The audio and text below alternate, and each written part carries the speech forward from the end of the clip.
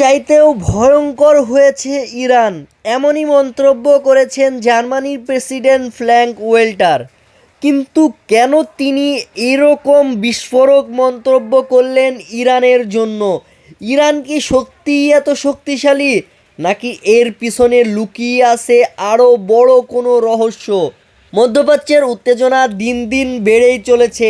এই যুদ্ধবিরতির মাঝখানেও, বিশেষ করে হরমুজ প্রণালী যেখান দিয়ে বিশ্বের অধিকাংশ তেল পরিবহন হয়, এই অঞ্চলে ইরানের সামরিক উপস্থিতি এবং তাদের উন্নত ড্রোন ও ক্ষেপণাস্ত্র প্রযুক্তি বিশ্বকে ভাবাচ্ছে, সেই সাথে জার্মানিকেও ভাবাচ্ছে। এবং জার্মানির যে অর্থনৈতিক অবস্থা দাঁড়িয়েছে, তাদের তেলের সংকট এবং বিভিন্ন জিনিসপত্রর সংকট দেখা দিছে, যেটার সবচেয়ে বড় অস্ত্র হচ্ছে হরমুজ প্রণালী। জার্মানির প্রেসিডেন্ট ফ্র্যাঙ্ক ওয়াল্টার সতর্ক করে বলেছেন, ইরানকে আমরা যতটা ভাবি তার চাইতেও তারা বেশি শক্তিশালী এবং জটিল। এই বক্তব্য শুধু একটি রাজনৈতিক মন্তব্য নয়, এটি বিশ্ব নিরাপত্তার জন্য বড় সতর্কবার্তা। ইরানের কাছে রয়েছে ব্যালিস্টিক মিসাইল, আধুনিক ড্রোন, গোপন আন্ডার ঘাঁটি এবং শক্তিশালী নৌবাহিনী। বিশেষজ্ঞদের মতে এই ক্ষমতা শুধু আঞ্চলিক নয়, বৈশ্বিকভাবেই প্রভাব ফেলতে পারে।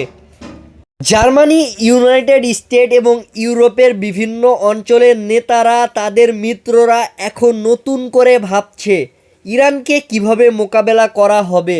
কারণ একটি ভুল সিদ্ধান্ত নিলেই বিশ্বকে ঠেলে দিতে পারে বড় সংঘাতের দিকে। ইরান শুধু একটি দেশ নয়, বরং একটি অজানা শক্তি, যার গভীরে এখনও পুরো বিশ্বে বুঝে উঠতে পারেনি। আপনি কি মনে করেন ইরান কি সত্যিই ধারণার চাইতে ভয়ঙ্কর? কমেন্টে জানিয়ে দিবেন। এখন দেখার বিষয় এই যুদ্ধটার শেষ পর্যন্ত কি মোড় নেয়। যুদ্ধবিরতির মাঝখানেই যদি এমন কিছু আবার শোনা যায়, তাহলে সেটা ভয়ঙ্কর। ডেস্ক রিপোর্ট, আর প্রাইম টিভি, ঢাকা।